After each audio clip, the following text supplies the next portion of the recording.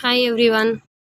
இந்த வீடியோவில் பார்த்தீங்கன்னா குக்கிங்க்கு தேவையான இஞ்சி பூண்டு பேஸ்ட்டு கொஞ்சம் பல்க் குவான்டிட்டியில் அரைச்சி எடுத்துக்க போகிறேன். அதை நான் எப்படி பண்ணுறேன்றதை உங்களோட ஷேர் பண்ணிக்கிறேன் வாங்க.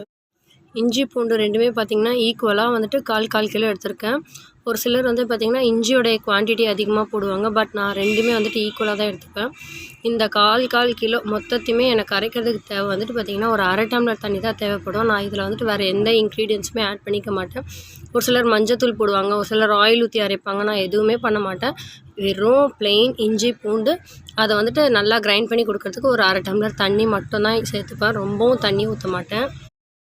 இன்னொரு முக்கியமான விஷயம் என்னென்னா, இஞ்சி மட்டும் நல்லா வந்துட்டு தோலெல்லாம் சீவி எடுத்துகிட்டு வாஷ் பண்ணிவிட்டு சேர்த்துப்பேனே தவிர பூண்டு வந்துட்டு அப்படியே வந்துட்டு தோலோடவே போட்டுப்பேன். இதை பார்த்திங்கன்னா நான் வந்துட்டு 2 பேட்சாக பிரித்து அரைச்சிருக்கேன். ஒரே இதுவாக போட முடியாது. ஸோ 2 பேட்சாக பிரித்து அரைச்சிருக்கேன். ஃபஸ்ட்டு பேட்ச் அரைச்சிட்டேன். செகண்ட் பேட்ச்சில் வந்து பார்த்திங்கன்னா ஃபஸ்ட்டு அரைச்ச பேட்சையும் சேர்த்து மிக்ஸ் பண்ணி ஒரு வாட்டி வந்துட்டு மிக்ஸியை ஓட்டிட்டு எடுத்துகிட்டு போகிறேன். அப்போ தான் நல்லா வந்துட்டு நமக்கு மிக்ஸ் ஆகி வரும். இப்போ பார்த்திங்கன்னா நல்லா வந்துட்டு அரைஞ்சி வந்துருச்சு. நல்லா நைஸாக சூப்பராக இருக்குது.